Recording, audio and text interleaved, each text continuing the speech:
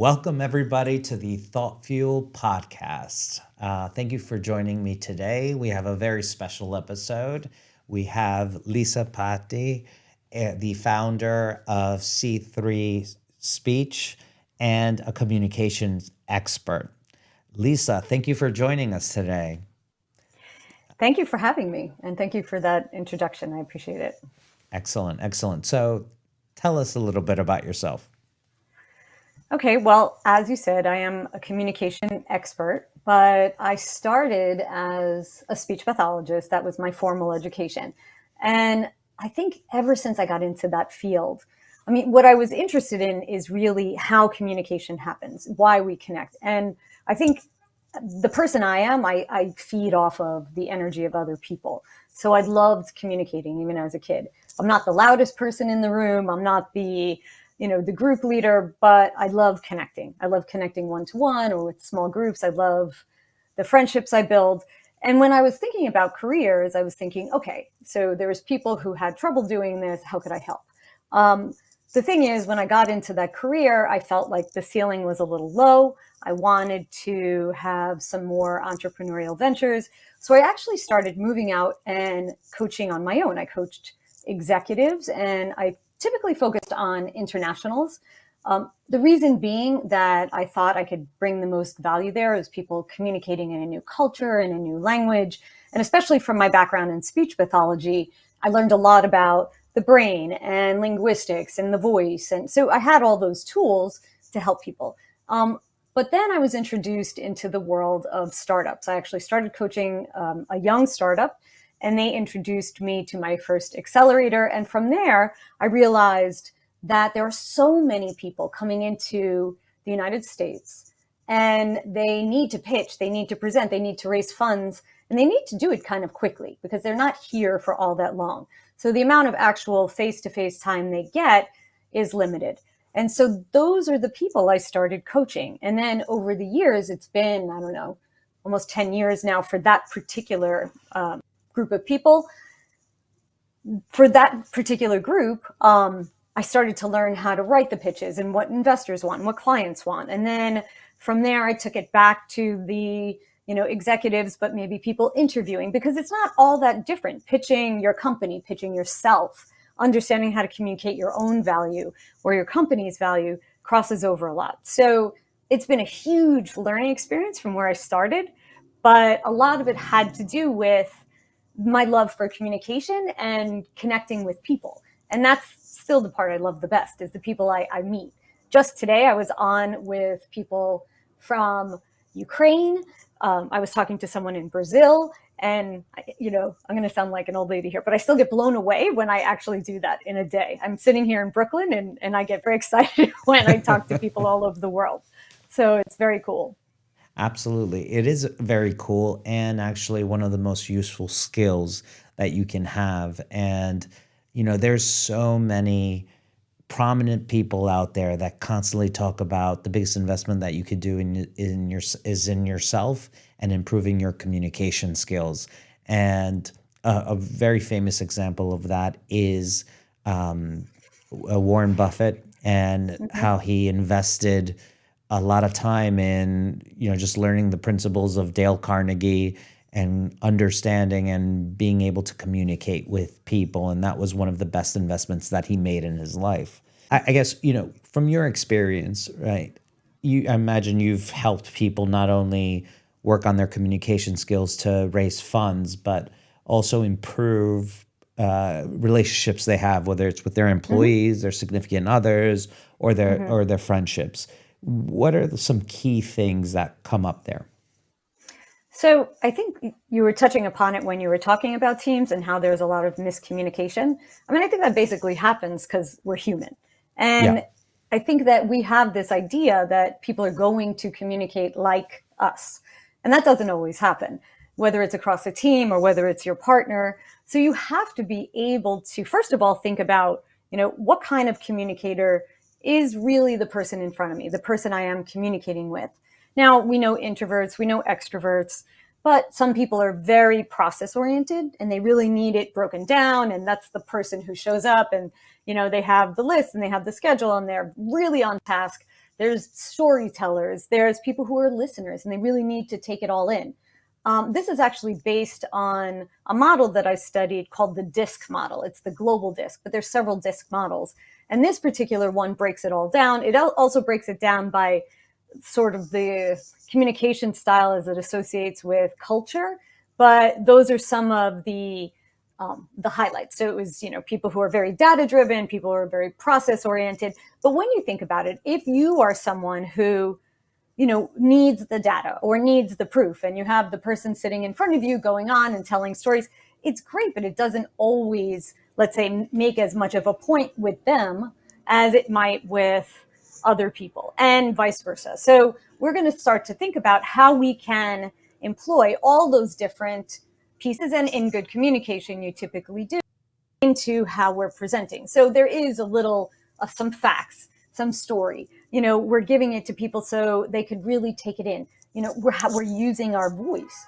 We also have to figure out how we're coming across, in the sense of, how is that person perceiving us? Are they, now I might have said to you, I'm from New York City, I tend to talk very quickly, and if I am, you can slow me down at any point. No. But I know that's a thing for me, because it's super, super cultural. I get excited, I get happy, I talk fast. I'm also of Italian heritage. That's very typical of my family, but a lot of people are not like that. So now we have someone sitting in front of us, and you're giving them all this information, and you're super excited, and you think it's going to be great. And then they just feel like they're blown away by it. You don't get much reaction back. And so you think, okay, this person is just, they don't get it. They're kind of boring. They don't want to interact. I guess they don't want to be, part of the team. Okay. Or it could even be personally, you're sitting there thinking you're going to get a reaction that you might not get. This is where you're going to learn to be flexible. You're going to start to think, okay, it's my job, if I want them to get it a little more, to figure out how I can nuance this conversation so I can persuade. It's not just a one size fits all. I think that communication has huge amounts of power. I think storytelling has huge amounts of power. We've all heard it. Stories have been around since the beginning of time.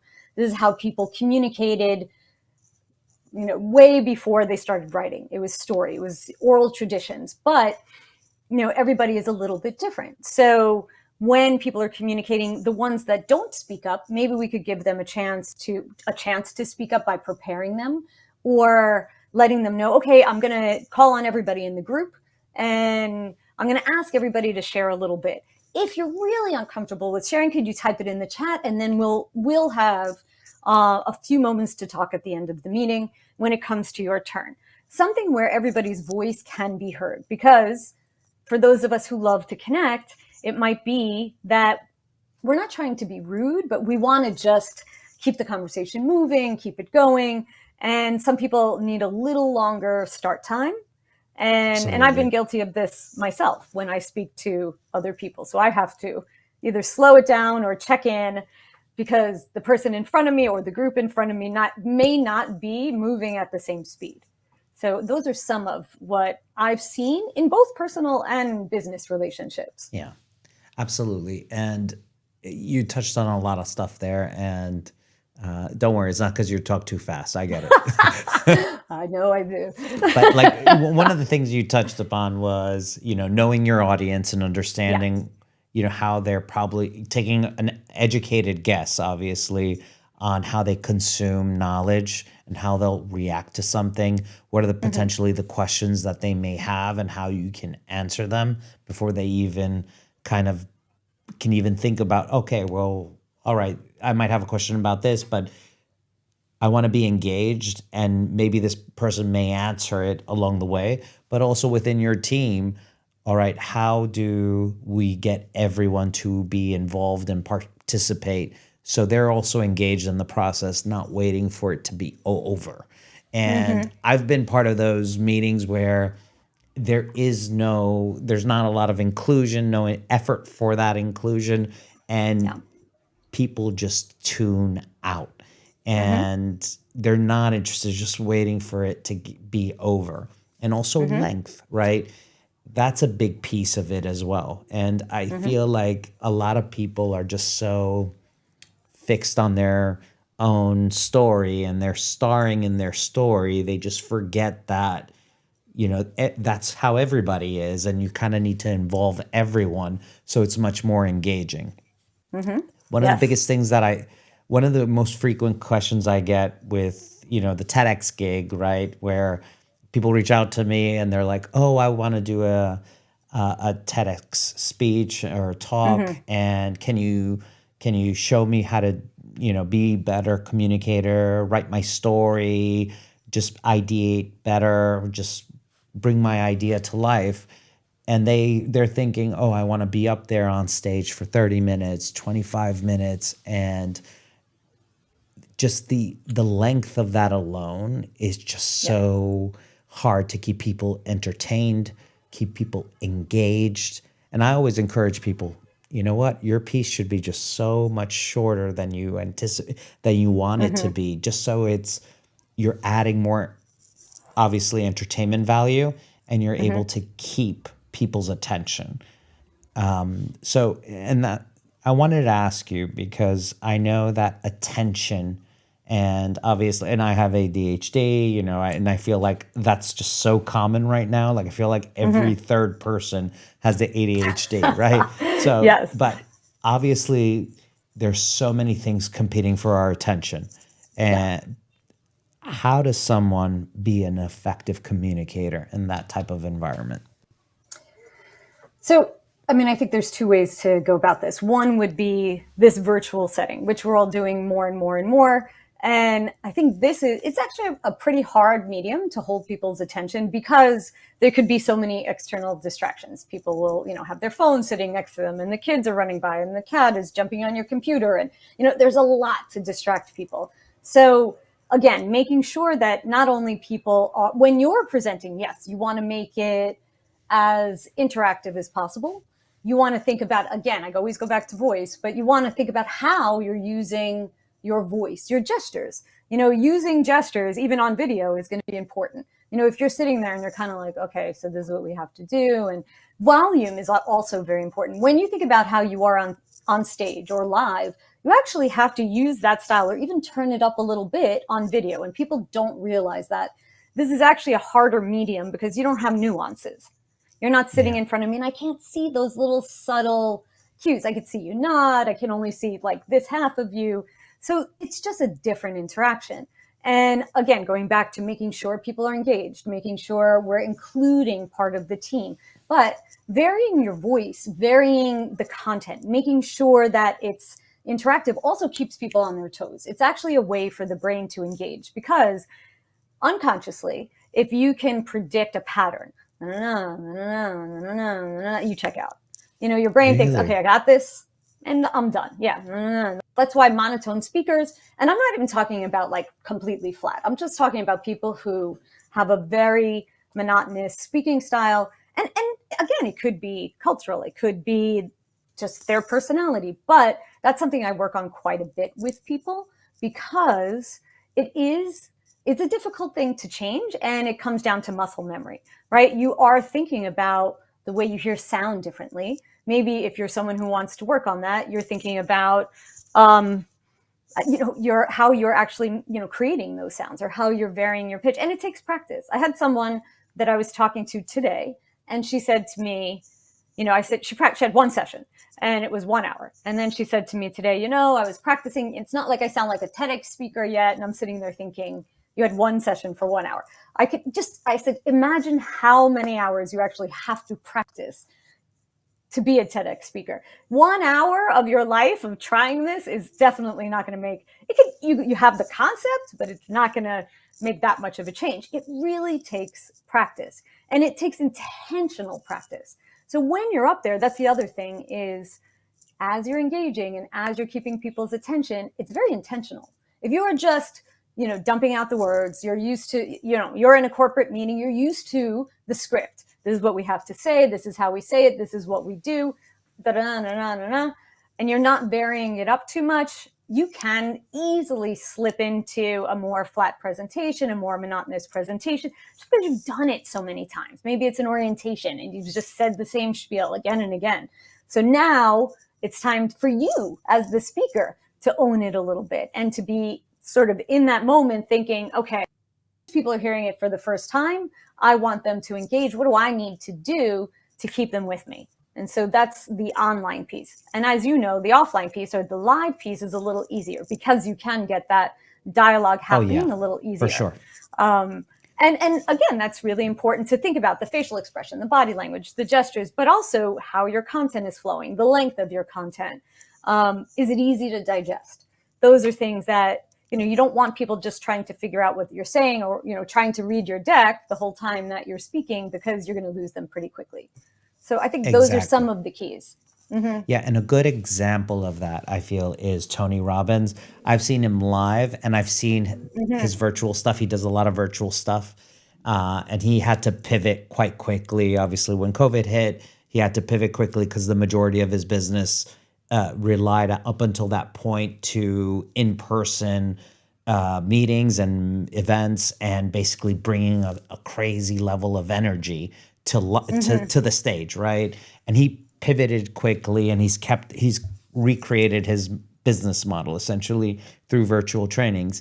And I remember seeing him in person, and he is where he is because of the way he is. He brings an amazing level of energy. He is a giant among men.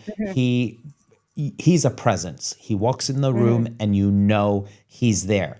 And not all of us are going to be born with that level of charisma or physical presence. But the great thing is about being in this type of virtual environment, you don't need to be a giant. Sitting down, you could be 6'7" or 5'7". It doesn't matter, right? So that equalizes that. But the tone of your voice, the sound of your voice, the speed of your voice, how you articulate your message, what are you trying to say? How does it resonate to your audience? What do you feed off your audience will always come into play, irrespective of whether it's virtual or in person. Yes. And I think that what you're saying is very important, because I think there's a few things. One is that people come to me and they say, I want to sound like blank, Tony Robbins. And first of all, physiologically, he is a giant of a man. I mean, he's a big guy. And so physiologically, he's just built different. There's more places for sound to resonate. He has probably thicker vocal cords. He is a bigger person. So sound's going to just someone who is 5'7" and has a different frame. And women go through this a lot because women worry about, is my voice too high?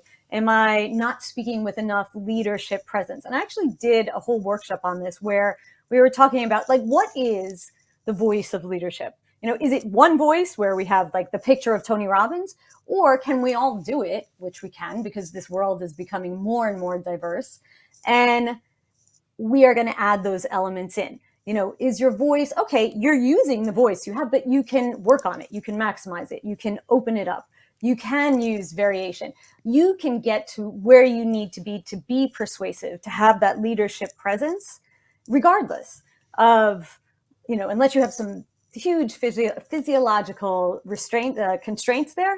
I think that you can learn. And that's the beauty of communication, is that you can learn. You can, if it's something you want to learn, if it's something you feel comfortable with, if it's something that you feel is going to, bring you to the next level in your career, or even, like you said, in connecting with people, making friendships, going to networking, being able, and everybody hates this, but being able to talk to people that you don't know and not feel like it's the most awkward, horrible thing in the world, because sometimes you just have to do it, and you have to be able to, have enough confidence in yourself that you can engage someone and that you're interesting enough to keep that conversation moving or to get that group inspired.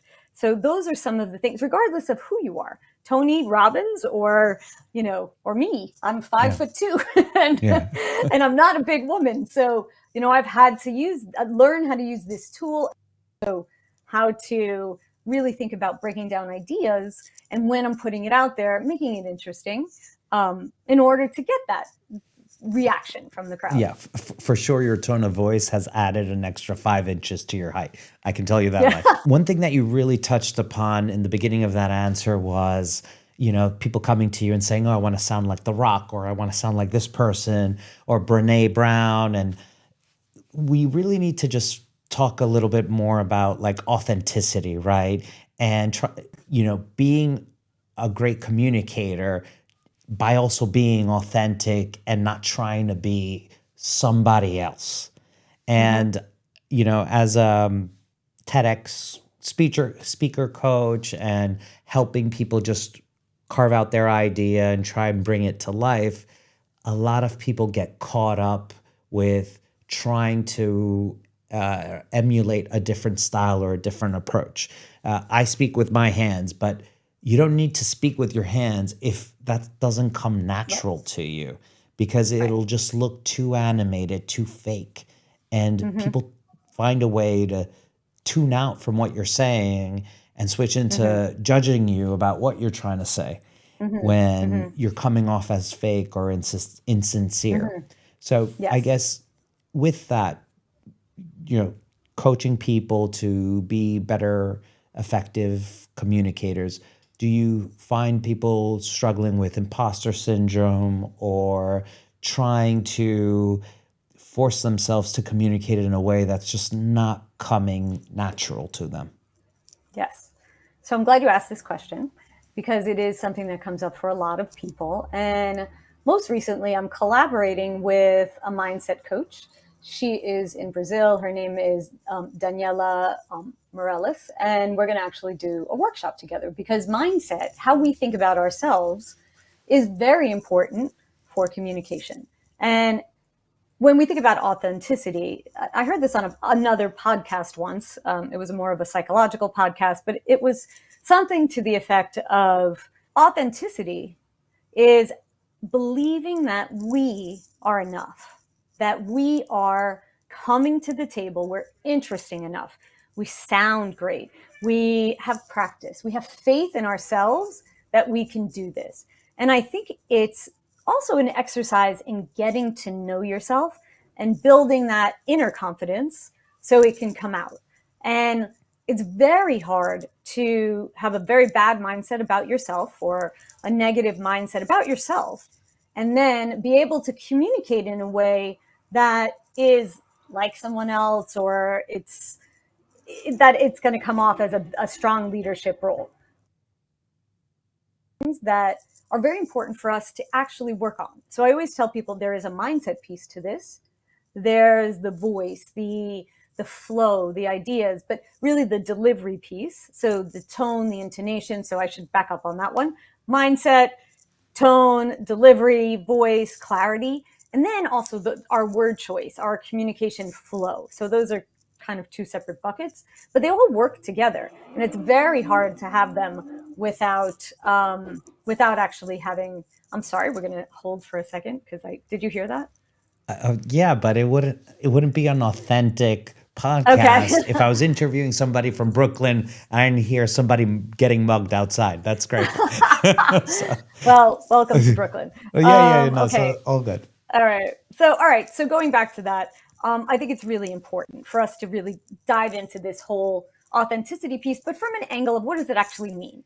I think people want to be authentic, but they don't even know what that means. And I think there's a lot of buzzwords floating around that people use, but they don't necessarily know what that is or how they get there. And that's what I tell all of it. When you tell someone have more energy, well, that's, again, really perceptual. It could be based on culture. It could be based on perception. It could be based on industry. Be a little louder. Okay. What does that mean? For me, louder is going to be very different than maybe someone who's an extremely quiet person.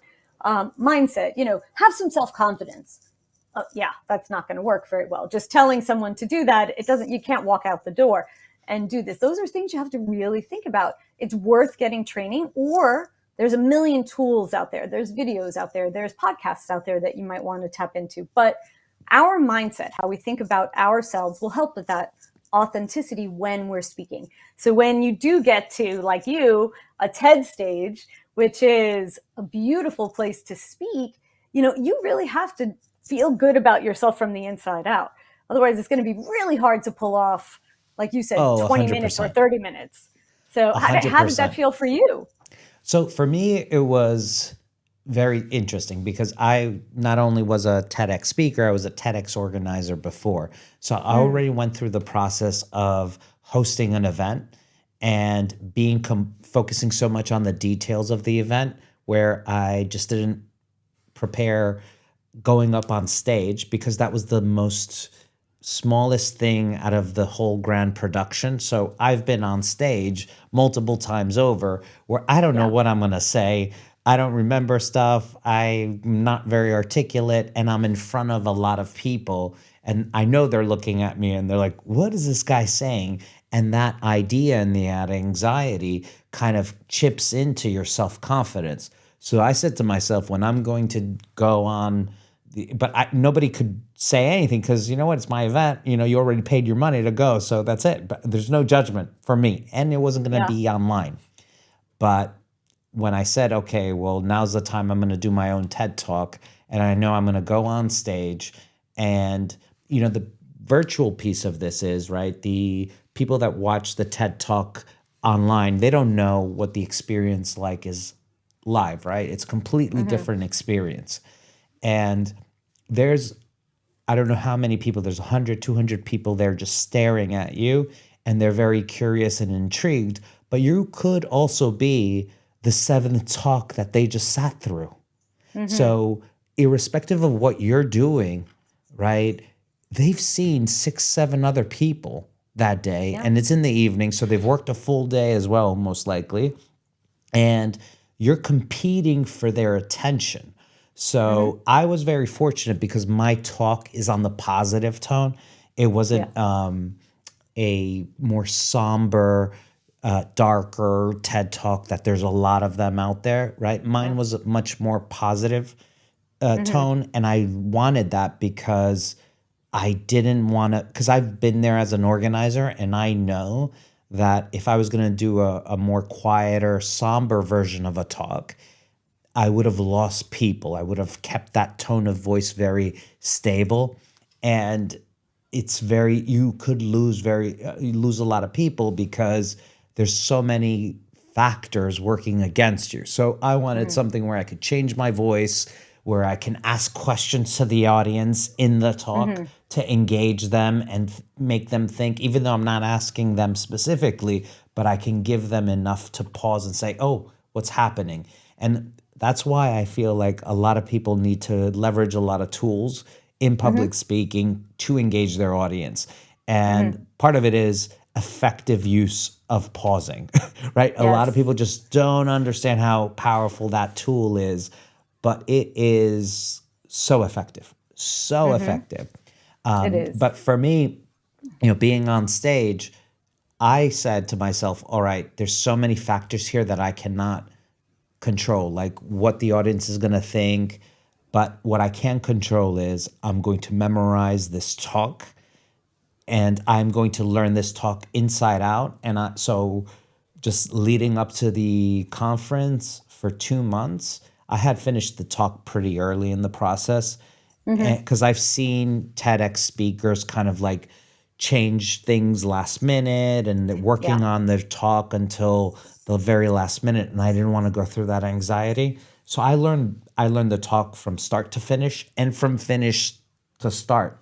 And even to this day, I can start my TED talk that I spoke about like a year and a half ago from back to front, right? I could say the last Yeah. paragraph, the second to last paragraph. Like I learned it so through and through Yeah. that I was going to go on stage and it was going to be just fluid, and I wouldn't worry about that piece. I would worry about the other things, right? Like, oh, if there's a tech issue that's going to throw me off, if there's going to be somebody in the audience that's going to distract me, or but I would worry about those things. But I felt like you need to know what you're going to say. There's some people that are much better at just going like freestyling it. And I typically Yeah. freestyle a lot of things, even in the corporate world. I freestyle things and it works sometimes, but that's not for everybody. And, Yeah. not at all. And it's not for everything, every Yeah, occasion too. So exactly. I think that when you're doing something, when you're presenting in a way that you need to, let's say, come across with a point, or you're presenting something that's really important to you. It's a new project. It's something that maybe you don't know as well, but you need to get it out there. It could be new material for you, or it could be like you did a presentation, but it's more of a TED presentation. These are things you do have to practice. And the more you practice, actually, exactly what you said is the best way to do it. So there are people who say to me all the time, you know what, I'm much better if I don't memorize things. And I get that. So with those people, I'll say, okay, but at least bullet out the flow and let's take a look at what kind of flow you want. But when it's a high stakes presentation, when you really need it to come across, it's very hard to think about what you're going to say and how you're going to say it at the same time. So what you did was actually reduce the whole cognitive load. You actually changed things, because if you had to still think about what you were saying, you wouldn't have been able to come off. And I've seen your TED Talk. It's really good. And Thank it's you. really compelling. It's fun. But that would have been harder to do if you were thinking about what's my next, words. And I think that's where people don't understand, it can't be one or the other. You do have to remember parts of it depending on what you're talking about. You have to practice, like anything. You do have to practice.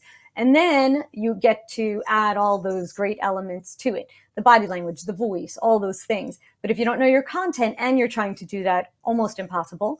And if you are someone who's super charismatic and, again, you know your topic really well, you're walking into a corporate meeting and you're trying to persuade on that, okay, but maybe this is something you talk about every day. Maybe, this is the type of speaker you are. And again, this is something you really know.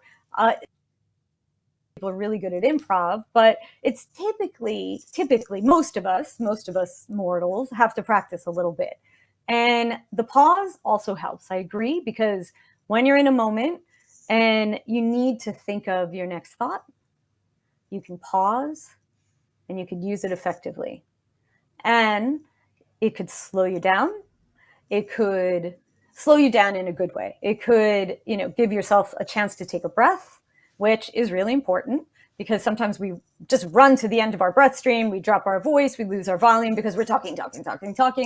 It gives the audience a chance to actually take it in, and it breaks up the ideas. So the pause actually gives us many, many, many uses. Actually, it's also good if someone is using a lot of ums and uhs and things like that. I always tell people, just pause, try to pause Yeah. a bit more, try to eliminate a few of those, because all that is a placeholder. So the pause can do that. But when you think of someone like Obama, who is like the master of pauses, Oh, and yeah. I mean, I don't think any of us could pull off pausing that long, because we just don't have that much time. But he Yeah. did it, and it always sounded important. There was a lot of gravitas there. And you could use a pause and anything could sound super important. And when it is important, it just is going to land even better. So if you said to someone, I really love ice cream. And I mean, it means nothing, but Yeah. but It sounds those important. pauses make it, yeah. So that's basically the two things that I know about practicing, rehearsing, and the pause. Yeah. And one thing you mentioned earlier, you're doing these workshops with the mindset coach. And, obviously mindset is such a big thing. Obviously, it's the theme of our show. Yeah. What process does somebody have to go through to figure out who they are and what they need to do to just allow themselves to be a better, effective communicator? Okay. So quoting Daniela first, I will Yeah. say that, she typically, so again, her name is Daniela Morales, and she works with startups. She's a marketing person in Brazil. She actually shifted into mindset after many years of studying it. But, she really looks at, getting you to understand, what are your strategies around stress? What happens to you when you become stressed? How do you handle it? And what happens to your body? What happens to your mind? And then again, what is that self-talk looking like? Working with my collaborator and my colleague, her name is Daniela, and she is in Brazil. She has been working with founders from Latam for years in marketing and business development, and she shifted recently into this. And Luckily for me, I actually presented, and this was probably one of my favorite experiences, at Web Summit last spring in Oh, Rio. wow. Nice. Yeah, it was very cool, and this is where I met her. And of course, you're in Rio. I mean, nothing about this could be bad. Oh, Even that's such it's a cool just, city. Yeah, yeah, exactly. yeah, it was amazing. And she has taught me quite a bit. We've talked about it, and we finally decided, okay, let's collaborate on mindset and communication. So she has me thinking about, or she has people thinking about, even me too, how do you handle stress? Now, when I say handle it, what are your strategies for, if you get stressed out in the moment, what will happen? What does it trigger? And, where I come in is I'll say, okay, so when you're stressed, you're probably going to either start talking very fast, your voice is going to tighten up, you might run out of air, or you might go the other side and just shut down. So again, mindset and communication are very related. You cannot take them apart. When she thinks about mindset, it is about, your own worth, your self-confidence, your value.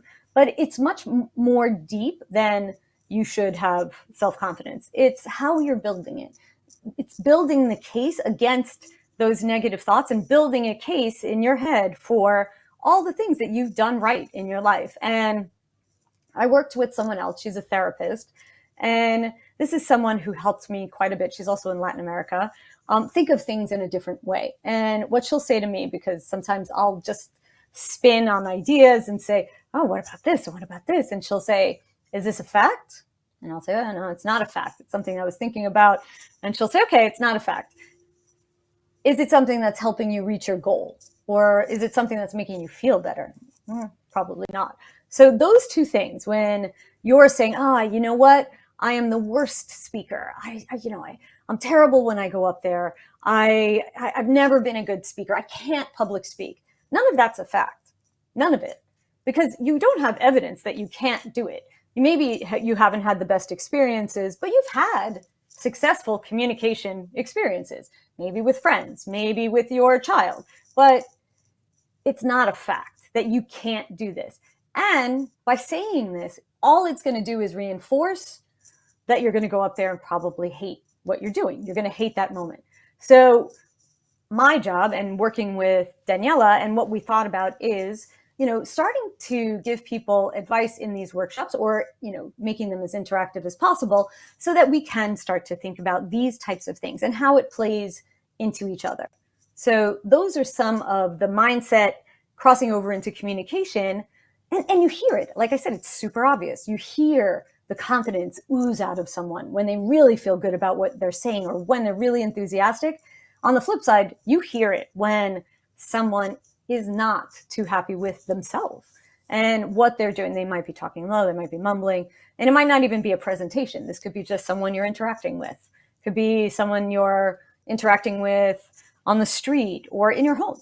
And what's going on inside of their head, and them directing that conversation at themselves instead of maybe wanting it to be heard, that's a big confidence piece in itself. And that has to do with mindset. What is happening here that it's coming out of here? Yeah. And you said something at the beginning of the podcast about how you enjoy communication because you feed off energies of people. But think about, what you just said right now, right? If you're confident and you're passionate about what you're talking about, it exerts this amazing energy out there to your audience. And with that's infectious. People gravitate towards that. It resonates in them, and they want to give that back to you.